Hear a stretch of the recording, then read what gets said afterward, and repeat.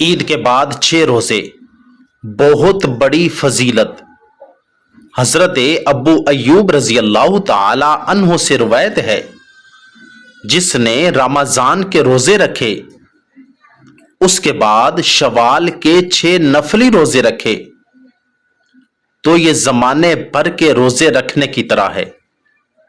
یعنی وہ شخص ایسے ہے جیسے اس نے پوری زندگی روزے رکھے۔